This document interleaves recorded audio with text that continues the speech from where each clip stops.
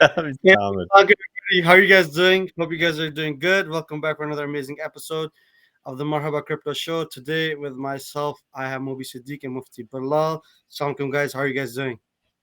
Alhamdulillah, man. We're doing very well. No, Doing very well. better. Fantastic, fantastic, fantastic. Okay, so before we begin, how's the situation down in Australia with this whole COVID? I think it's relaxing, eh? Because even in Canada, it's relaxing, and same thing with UK. Yeah, it's good. It's good. No, COVID's, out with COVID, in with Putin. That's the new fear trade right now. Got it. So we're doing good. Yeah, man, really good. Sounds good. Sounds good. Amazing. Same thing with, in the UK side, Mufti Billal. Yeah, it's all good. Amazing. Alhamdulillah. Okay. All right, guys, let's get this thing started. So today we're going to talk about the market update as always. Then we're going to jump in with Mufti Bilal in regards to what's going on with some of the Sharia questions that you guys had. We're going to finish off with our Marhaba update. Without any further ado, Moby, what's going on? What's the market update? What are we looking at? Yeah, man. So it's going to be a shorter show today, but I might tell Ahmed, why don't you tell everyone why it's going to be a shorter show today? Which is the Look, I was same getting, reason, coincidentally, why you are probably still single. But why don't you tell us? I was running around buying chicken burgers for my family, and I Chicken guess burgers. I Yeah. just got delayed. No, My bad. that What? is not that is not the reason. That is not the reason. I'm being serious. Why I had were to you go. running errands for your family? This is a question we want to ask. Like why? Why? I, How? I How was the did it only end up one. like that?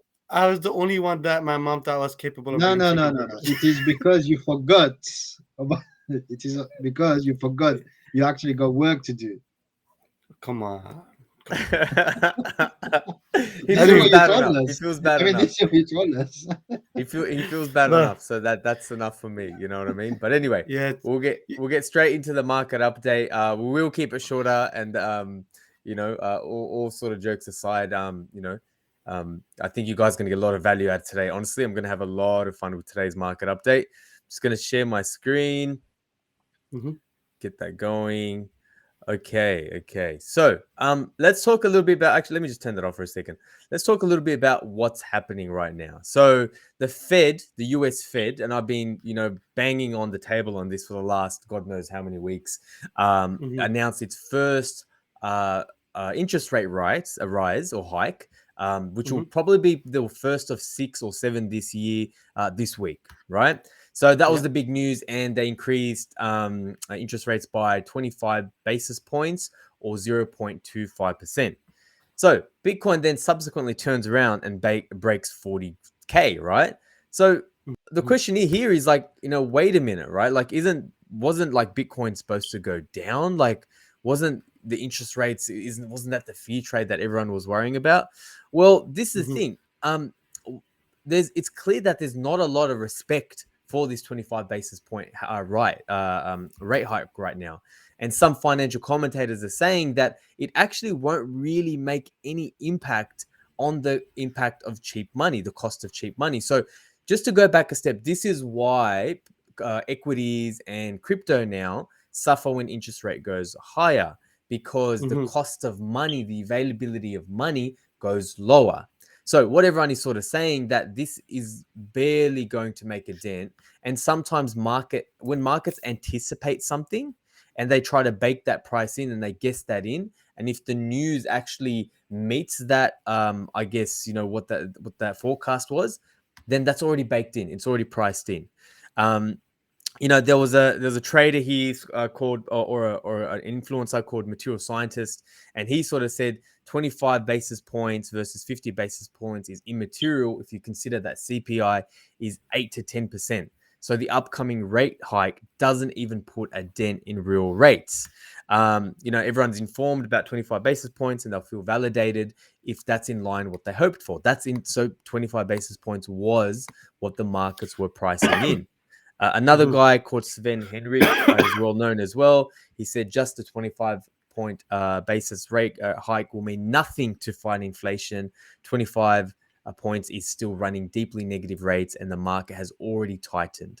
So that's essentially what's happened. The people were all already pricing this in, and really there is no respect for the impact of the price of money. So when you look at the chart here, right, so you see my little annotations, you can see here, you can see the Fed rate hike at 25 points here, and then we sort of, boomed.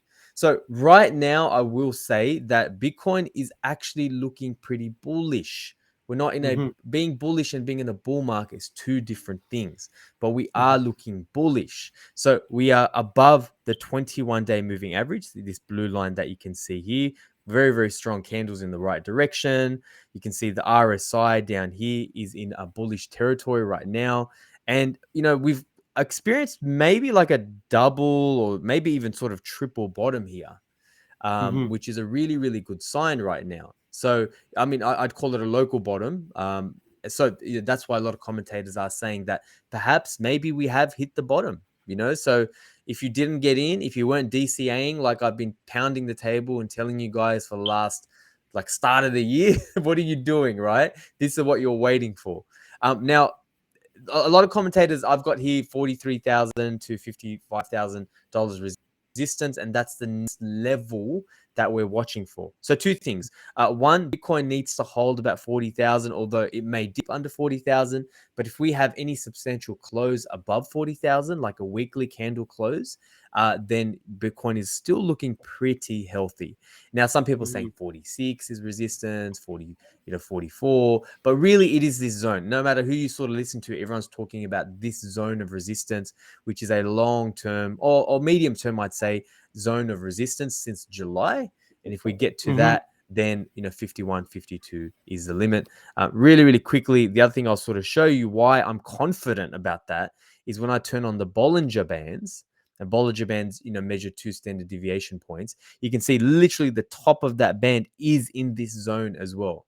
So there's not just one thing I'm looking at for this zone of resistance, but historical, means a lot. So yeah. So I guess the question, remains have we hit the bottom?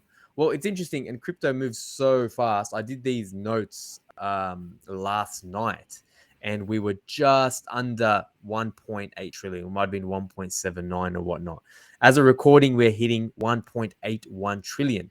Now, this is very important because it's a longer term support and resistance line. You can see it was resistance here, support here, and you can sort of see that move forward. So we really need two things, right? You see this down descending line here where we 1, 2, 3. So it was confirmed, and now we've broken out. We had a little fake out here, but we've broken out of that, and the next point is 1.8. So if we close above this, and there's a few hours before we close above this, that is looking very good as well. We need to maintain that. Very, very similar to total 3. So that was the entire crypto market you just saw, the $1.8 trillion question, I like to say. This is total 3. So this excludes the heavies like Bitcoin and Ethereum. Very, very similar thing right now. We're sitting at 690 billion. So I guess we are at these points, and people like myself that look at the markets, that's what we look at. What's total 3 doing? What's total 2? What's the total crypto market doing? What's oil and wheat doing? And this is the first week in probably about 3 weeks where wheat and oil, and I'm not going to waste time looking at those charts, they've actually gone down. So oil and wheat going down is good for Bitcoin. Moving on, Bitcoin as well, like I've said in the past, it's important to, miners are a very good indicator, right? Like miners, they build their business on Bitcoin. So when they're selling, that's bad news. And they're not doing that right now. So miners that hodl the most Bitcoin are relentlessly expanding. Often they'll even sell Bitcoin to expand. But what, this article is talking about is the ones that are publicly listed, they're using funds to not sell their Bitcoin, they're using funds to expand their operations. So not only are they hodling, like I mentioned before, but now they're expanding their operations. So they know something, that we don't know. Moving forward, Ukraine legalizing crypto. Now, this is very interesting, right? So, they've received over $100 million. That's just the official figure here in crypto donations during their war with Russia. But what they're saying is there's this new law that they've put out there that says it determines the legal status and classification of these assets. But what's interesting is exchanges. Now, get this. This is big news. Not only will exchanges be able to operate legally, but banks will be able to open accounts for them, said the digital ministry said in a recent tweet. So banks are going to be holding crypto as well. Now, one, this is really bullish, and because we know the case, we've seen this before, El Salvador, what's happening on Earth right now. But does Zelensky know that Putin's not putting his arms down anytime soon? Does he know that his economy is probably going to be crushed as well, and his currency is going to be crushed as well? Perhaps, and he'd be an idiot not to consider that. So that's one thing, to think about. Now, Ethereum is looking really, really, really good. So Ethereum really needs to not stuff it up. It needs to catch the pass and not drop the ball. That's what Ethereum needs to do. And I've been pounding the table on Ethereum as a store of value, as a ultrasound money level. But anyway, some news came out this week that the merge successfully took place on the Kiln test network. So Ethereum is, for those of you who don't know, is a labor-intensive, energy-intensive proof of work blockchain. So it's very expensive, takes a lot of energy, and it doesn't look good in the mainstream media either. The optics aren't that great. Proof of stake is based on validators and stakers, people who hold, Ethereum. They validate the transaction. So it's a lot more energy efficient. The optics are very, very good. The cost goes down. People know that, right? So if I just say those things on its own, it's bullish for Ethereum. But what people don't realize is when the merge officially happened. So the Kiln, the move to the test on the Kiln was just a test. It was just a test net, right? And it went largely successful. What people don't realize when the merge does happen is the issuance of Bitcoin is going to go, of Ethereum rather, is going to go down 90%. So Ethereum has an issuance. They release a little bit of Ethereum.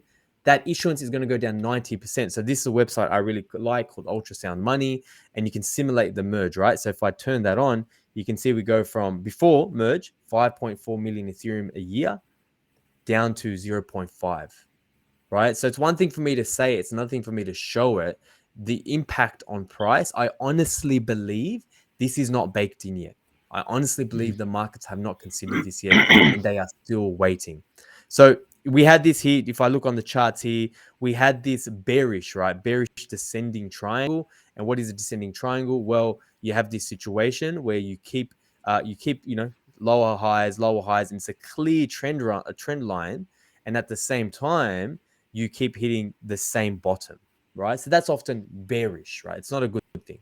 What happened here is we broke out of that. So we broke out of that. We've now that invalidated this bearish pattern. And the second thing that we're doing, so that's one, it's like kind of jumping hurdles, right? That's a one hurdle jumped. The other hurdle is the 0.618 level, the 62% Fibonacci level. It's now likely, hopefully, we don't know yet, it's going to close above that. This is something I wrote a long time ago, and you can see, where I put it. Of 2,900 must flip as support for there to be any real excitement about Ethereum. Provided we do that, it is a straight shot to 3,200. In my opinion, if Bitcoin doesn't, wet the bed and muck up there. So Ethereum looking really, really good at time of recording, 29.54. Honestly, not financial advice, but I don't think the market has factored in what a successful transition to proof of stake will actually do. All right, moving forward onto Avalanche now. So Wildlife is a game on iOS. It has 700 downloads or something. 75. I said that wrong. 75 million downloads to date. It has a monthly 1 million monthly active users, and they are adding Avalanche NFTs and tokens to their ecosystem. So what it will allow people to do is buy NFTs and also use Avalanche-based token, which is very, very bullish for Avalanche. Ahmed, have I not been pounding the table on Avalanche? You have. We've been doing it for some time now. I think it's been 4 weeks. And the coins that are good, right? When there's a little pump like we had recently, you look at what happens to those coins, right? And Avalanche is just going bananas right now. So I think Avalanche is up like another 8% in a day. And if you just look at, this is not an exhaustive list. Cardano, 2%, Cosmos, which I'm a huge fan of, 2%, these single sort of digits. I'm looking here, by the way, if you guys can't see. Near is up 5%. But Avalanche is just shot through 85, right? Now, look at this. I showed you a descending triangle before. This is an ascending triangle. And this is a bullish pattern, actually, right? So you have higher lows, and then you keep hitting that same level of resistance. That's an ascending bullish triangle pattern. So what happened was, and honestly, I wasn't worried about this, is we had like a little fallout. So we invalidated that pattern. And what AVAX had to do, what Avalanche had to do, was it had to fall back into this triangle. And it's done that right now. So it's fallen back into the triangle, with a vengeance. And the next level it has to break is so last time when I was looking at this, I'm like, oh, $87 might take a few days. That could happen honestly in a few hours. So 87.66 is probably the next level of resistance. And then if we actually break out of this triangle pattern, you're looking at $100 plus. And there's another pattern that proves that, but I'm not going to go into that right now. So that's looking really, really good. Now, Solana is, now long-term Solana, huge fan of Solana. I think the problem Solana has right now is the VC problems, right? VCs have dumped their bags, but Solana is still a very, very good mainstream blockchain, right? The NFTs are raging on it. And right now, Coinbase has added Solana support to their wallet, which is really, really good because Coinbase is kind of like the My First Investor app that you use, right? It's like the easy one that people use. And anytime Coinbase adds exposure, it's really, really good. So the problem, again, what Solana has is like right now, we're in this clear descending channel. As you can see, we've hit this point of resistance. And even the pump we've had, man, like it's been, like 2-3%. It's not doing what the avalanches are doing right now. So I've been talking about, I sold at about half of my Solana at about $140. And I honestly think that there's probably, I wouldn't be surprised if we continue to $50 long term. Like Solana really has to break out of this channel, then it has to sort of go above $100 bounce or $90 bounce, and then that's when we're looking bullish. Moving on, Helium, right? We spoke about Helium the other week. Ahmed, I know Ahmed's a big fan of Helium. He's done some videos on Helium. But Helium, so you guys understand, what it does, it shares like low frequency signals, right? So it helps like maybe fridges or courier devices. Excuse me, courier devices. It transmits lower frequencies. Contrary to popular belief, it doesn't transmit things like 4G or 5G. But Helium is partnering with a company called FreedomFi. Now, FreedomFi, they make these modems, right? And they create 5G networks. Now, these things itself, they're more expensive than a Helium miner. They're like $2,500, and it's only in the States right now. And it seems like a lot of money, but a 5G tower usually costs like you're talking about 10-20 grand. So Samsung, Qualcomm are backing FreedomFi to work with Helium. They're putting money aside to actually create a 5G network using Helium. Like you're talking about decentralized 5G, which is freaking amazing. Like, and even the chart as well, we had this sort of, Helium really had to break out of this pattern. Again, it had this sort of descending line we kept hitting. And this is a true path because or a true line. You can see 1, 2, 3. The moment you have 3 hits on a trend line, that's confirmation. And right now we are breaking out of it. But one thing I will say, because I feel like you've got a comment on this too, but before you do, Ahmed, one thing I will say, I'm just mindful of this bearish RSI pattern. So here you can see higher highs on the RSI. I should say divergence, and you can see like a lower low on the price of Helium. So this could be a bearish RSI divergence pattern.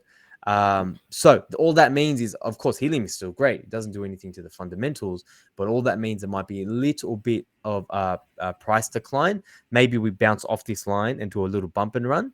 I wouldn't be surprised. But anything around the $20 mark, not financial advice, I've been saying for a little while, is a really good level to buy. Now, your thoughts on that, Ahmed, before I kick it to the last story? No, I mean, I agree with you when it comes to charting and doing the analysis on that. But yes, the Freedom Fight stuff I've been aware of, and been trying to see if there's a way that we could do in Canada.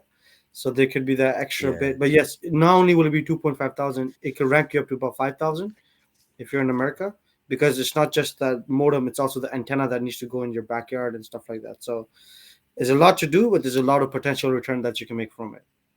Yeah, it's I feel like I kind of missed the helium boat with the miners like you did.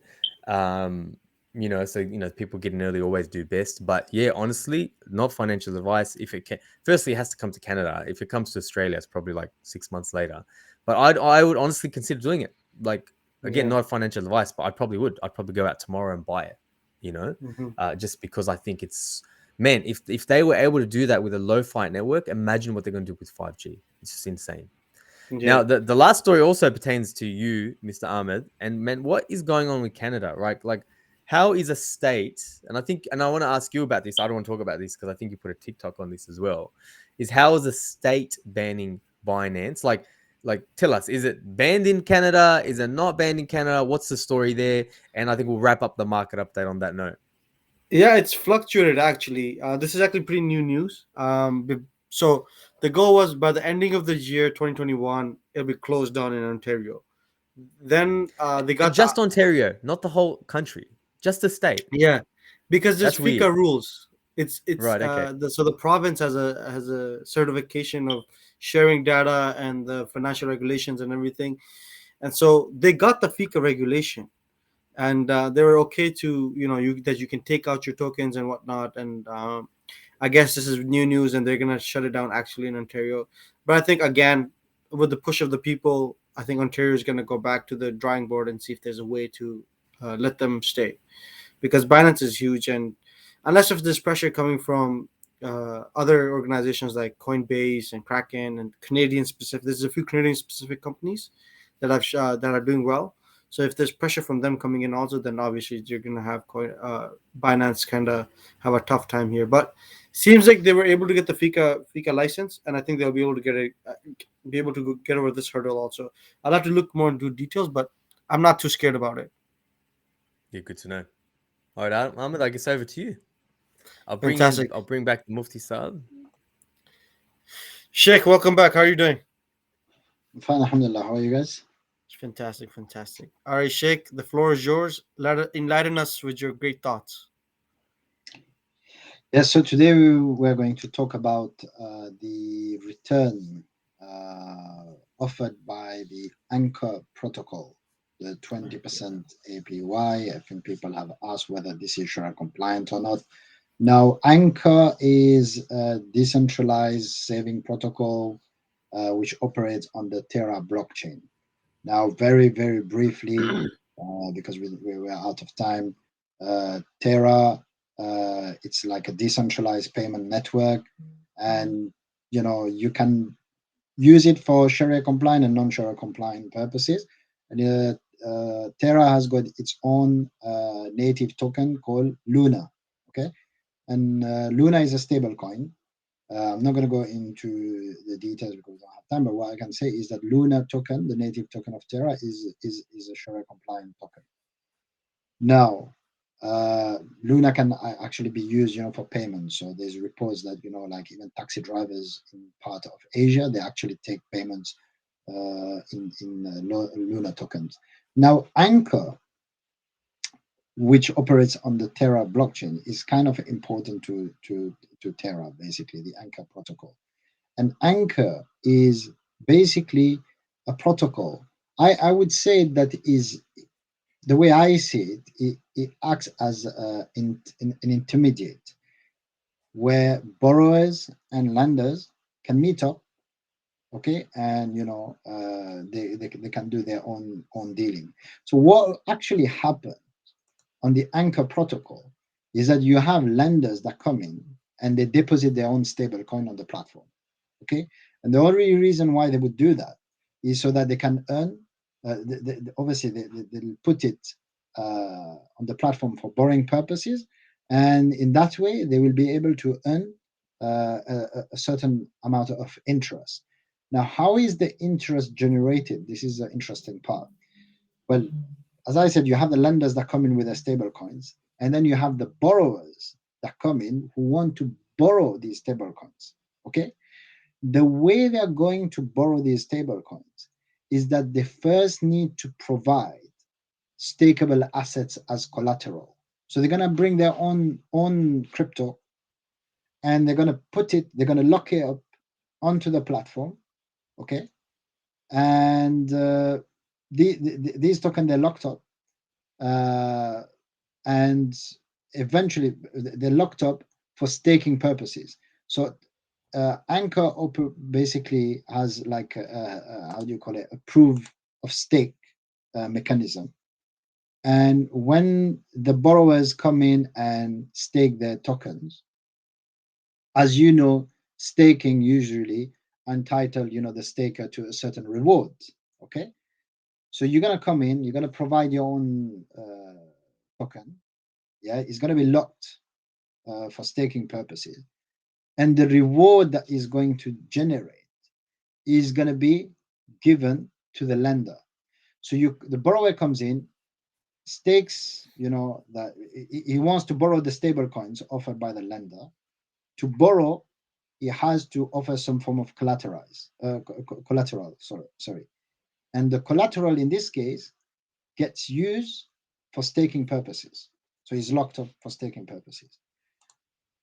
And these collateral, eventually they are called bonded assets. Okay, so at the moment, for example, you know, like you have a B Luna. So B Luna is a bonded asset. So you come in, you put your Luna token as a collateral, and basically whatever reward you will, the how do you call it, these tokens they're going to generate, they're going to be distributed then to the actual lender.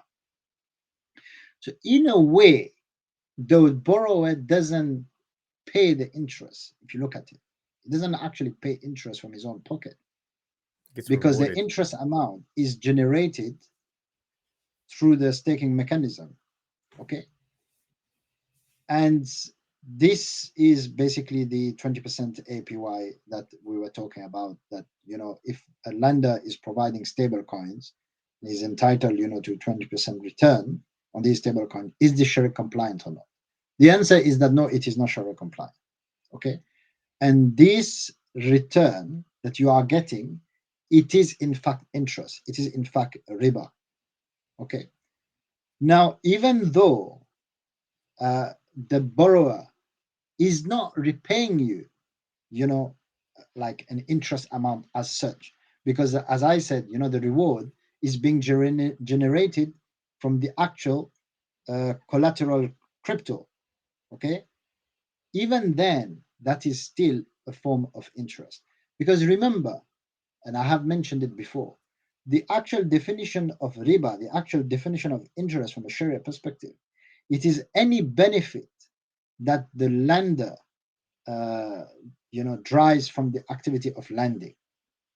So if, for example, I am lending to Ahmed with the condition, you know, that Ahmed offers me a service, or Ahmed how do you call it, gives me extra money, or Ahmed, you know, arranges for any type of benefits that I'm gonna get, that is interest. And in this place, on the Anchor protocol, the benefit is basically in the form of the staking reward. So, i.e., what I am saying is, I'm saying to Ahmed, for example, I'm going to be lending you my crypto. You repay me my crypto later on. However, I want you to lock your token into this protocol so that whatever profit is going to generate is going to get to me. So although, you know, the staking activity is a separate, you know, activity than the actual lending activity, but from a Sharia perspective, they're all connected. You understand? Because I wouldn't have lent you the crypto unless I would have known that I'm going to derive a benefit from it. Do you understand? So for that reason, it is non-Sharia compliant, and therefore I would advise everybody to not join this Anchor protocol to, you know, for lending purposes. Similarly, the native token offered on the Anchor protocol, I think is called ANC, which is a governance token. which entitle, the holder to certain voting rights, but also entitle the holder with the fees that gets generated, on this sort of transaction on the platform. They're non-Sharia compliant either. So do not buy these tokens for resale purposes or anything like that, or do not buy these tokens, to benefit from the fees, because the fees is most likely, generated from non-Sharia compliant activities, and therefore it's gonna, the fees is haram basically. So And this is and, that. and Mufti Sab, tell me what you think. I feel like there's a bit of what do you call it? Garar, the risk. Gurr. Ex- Garar. Gharar, yeah. Garar. I feel like there's because it's so like really, really quickly, and I wanted to wait to share this. When you spoke about this, Terra Labs, the company behind Luna and Anchor, they raised another $1 billion for emergency Bitcoin reserve, and what that's related to in part is because the borrowers, the people actually getting benefit, the 20% API is more than the people actually sorry, the depositors is more than the borrowers. So there's more people depositing to get the 20% API, and there's less people actually borrowing. So what's happened in the last, and you might have saw this in your readings, Mufti Saab, is twice the company had to actually dip in and add extra reserves to let that train keep going, so people can have 20% APY. So the APY isn't even completely generated by the people borrowing, UST or minting UST. There's actually like a deficit. So for me, it feels really risky, right? Like even if Yeah. like remove the Sharia compliance, which obviously we can't, it seems really, really risky because this thing, if it could actually depeg UST. So I know you said UST is probably okay, right, Mufti Saab? But I feel like it's one of the most riskiest stable coins that are out there, because if it loses its peg, if Anchor falls, UST can fall, and also Luna can fall. It can have like a spiral effect. So for me, it just feels too risky. In addition to what you're saying. Yeah, I think, some of these tokens, yeah, sometimes, in the structure they might be fine, yeah, but as you said, there might be so much uncertainty around them that it's very difficult to ignore it sometimes. And even though that they might be compliant in the structure itself, but then we need to look at what harm can it cause in the long term. So again, I think, obviously, uh, Moby will probably talk about it later on. Earlier, me and Moby were talking about, the Acon token, for example. Yeah, the Yeah, Acoin. So yeah, the, from the, Akon, the the rapper Akon, from who's, Acon, who's, the, who's the, Muslim, the mashallah. singer, yeah, who's creating his own cryptocurrency. Now, people have said that, but this is all a Ponzi scheme. Okay, this is all a Ponzi scheme. Now, it's true that sometimes the structure, also, I'm not saying whether the Acoin token is Sharia compliant or not. I haven't looked at the structure, but I'm just giving it as an example. That let's say the structure is Sharia compliant, but let's say also that at the same time we have enough information to say that this is part of a Ponzi scheme, and therefore is going to cause great harm to people, to investors. Therefore, can that token still remain Sharia compliant or not? The answer is no, probably not. Yeah, obviously we need to look at, because obviously you cannot take part or you cannot support something that is fraudulent. Okay, so if it truly the project is fraudulent, then you shouldn't take part in it. You are as much sinful, as the actual fraudster. Do you understand? Because you're taking part in it, knowing that this is part of a fraudulent scheme. And there were many schemes like that, not just in crypto, in multi-level marketing, you have like all these fraudulent schemes. Pyramid scheme. Like people were making money and stuff like that. The structure might be Sharia compliant, yeah, but it is part of a fraudulent activity, and therefore taking part in it in any form, it still makes you, as guilty as the actual guy who created it. So this is the thing with the token. Now we don't know, you know, obviously I don't know all the details, but let's say, for example, this is something that is very unstable, that they've created it for, or that can be harmful to, to the ecosystem, to the people. Yeah, there's so much gharar around it. should you be still supporting that protocol or not, knowing that there is great risk in it and that can cause very lot of harm to the ecosystem, to the investors? Probably not. You wouldn't be Sharia compliant to do so either. But again, this is something we can only judge on a case by case basis. Awesome. That makes a lot of sense. Yeah. Yeah, I mean, I gotta go tell all the uncles that are in Ponzi schemes that their earnings are Sharia non-Sharia compliant now. From multi-level all marketing. multi-level marketing and all Not those all Ponzi of them schemes. are non-share compliant, by the way. They are Some of actual them. good ones. They are actual good ones. But yeah, a lot of them are not. A lot of them are not. Put it this way. Sounds good. Sounds good.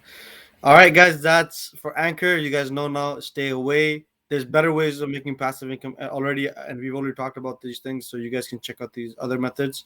Why do something that could potentially make you lose all your income in the afterlife because of some of your passive income in this life? So, okay, right. Let's go to the next topic. The next topic is Marhaba updates. But before that, Mufti Billal, thank you so much for your time. Thank you. Have an Thank you. amazing day. Assalamu alaikum. Salam. Wa alaikum assalam. Um, Okay. While I set up my screen, Moby, Ramadan is coming up. Anything special you have planned other than sending some iftar to my place?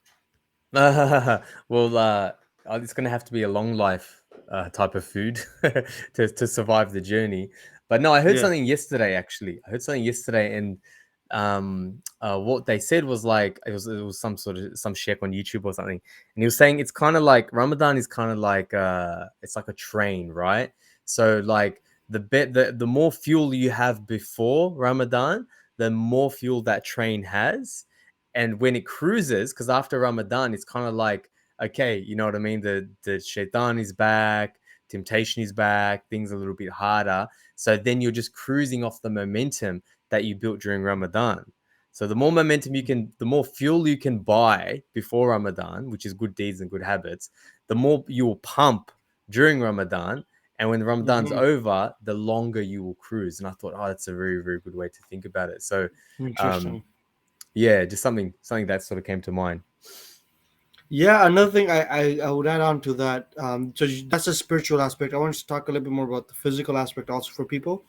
Especially if you are a caffeine person, like you drink coffee or drink tea a lot, just maybe start drinking it now and slowly decrease your tolerance to the point that for Ramadan it's negligible, because if you go from 100 to 0, you might even start getting migraines and may not be able to function very well in the day. And with that, same thing with your food. So if you have a lot of high foods that are in oils and fats and cholesterols and sugars, maybe start decreasing that and start eating healthy. So in Ramadan, instead of wanting to eat only unhealthy food for iftar, maybe you can start implementing stuff like fruits and vegetables and stuff like that. Cool. It's good stuff. We'll have maybe next show we'll talk a little bit more about Ramadan and what we're doing. But Marhaba updates and what's going on. So if you guys follow us on Twitter, you guys will get the updates as quick as possible. So check us out there. Marhaba, Marhaba Sahal wallet. Um, we have recently We're recently working towards implementing your Wallet Connect. I think it's already implemented, so you can use Wallet Connect now. So, for example, if you want to go on certain websites and connect your wallet to do some transactions or do some trading and whatever it is, you can use Wallet Connect now. Secondary thing, we again were mentioned in a Nasdaq article, which is huge when you think about it, because Nasdaq is not going to talk about anybody who's not verified and it's not a good project. So we again were mentioned in the Nasdaq article. I'll just open up the article for everybody to check out here. Just taking a second. 4 attractive cryptos to buy as Bitcoin slowly rebounds. So it's talking about as the bull market starts again, and as we talked about, it is looking bullish, but we don't know if the bull market started already. But for preparation of the bull market, there's 4 coins that they're talking about. You should check out, and one, as you guys can see, is Marhaba DeFi, and yeah, this is a pretty big accomplishment to be mentioned in Nasdaq.